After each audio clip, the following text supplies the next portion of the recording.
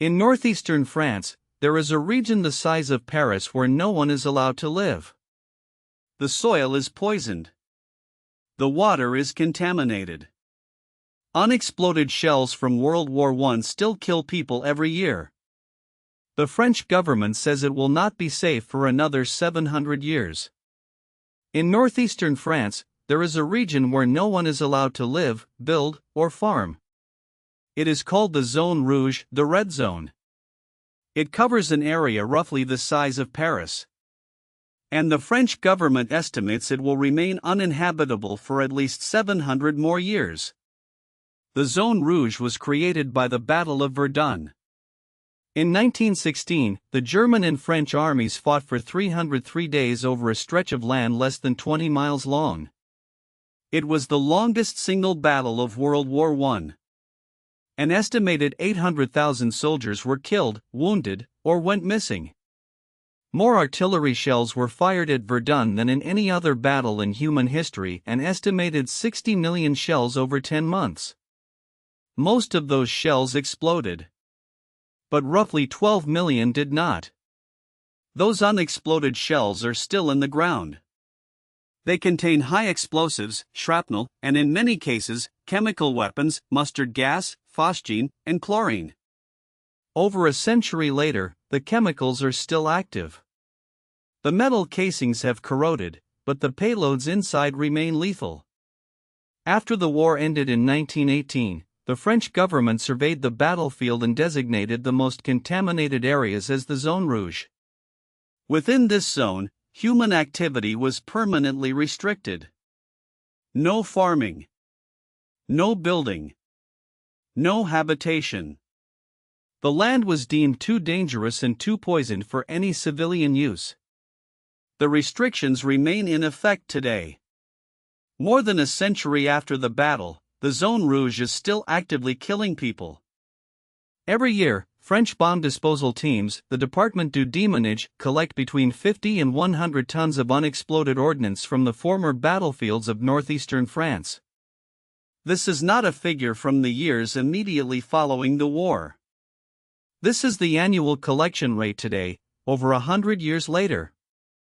Farmers in the regions adjacent to the Zone Rouge refer to the annual appearance of unexploded shells pushed to the surface by frost and plowing as the iron harvest. Every spring, as the ground thaws and fields are tilled, shells work their way to the surface. Some are small mortar rounds. Some are massive artillery shells weighing hundreds of pounds. Some contain chemical weapons. In 2012, French authorities discovered a cache of 900 chemical shells in a forest near Verdun. The shells contained mustard gas. They were corroded but intact. The mustard gas inside was still potent enough to cause severe chemical burns.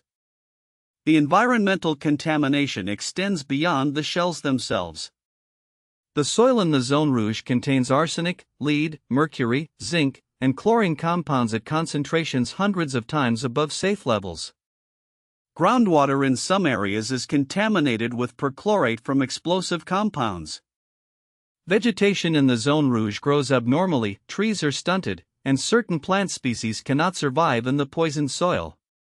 The French government conducts ongoing soil remediation, but the scale of contamination is so vast that complete cleanup is considered impossible with current technology. The estimate of 700 years comes from projections of how long it will take for natural processes, rainfall, bacterial decomposition, and chemical breakdown to reduce toxin levels to safe concentrations. 700 years. That means the Zone Rouge will not be safe until approximately the year 2700. The human remains add another dimension to the Zone Rouge. An estimated 100,000 soldiers, both French and German, are still buried in the soil of the Verdun battlefield. Their bodies were never recovered.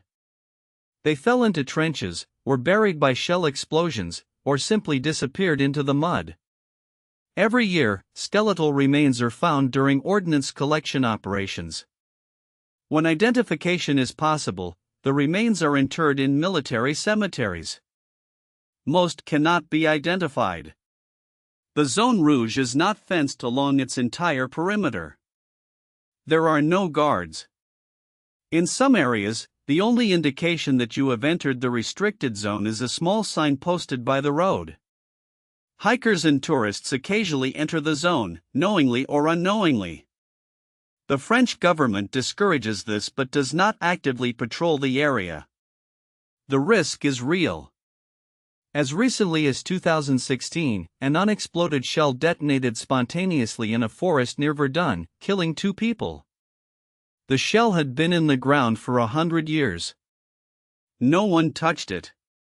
The casing had simply corroded to the point where the chemical detonator inside was exposed to moisture.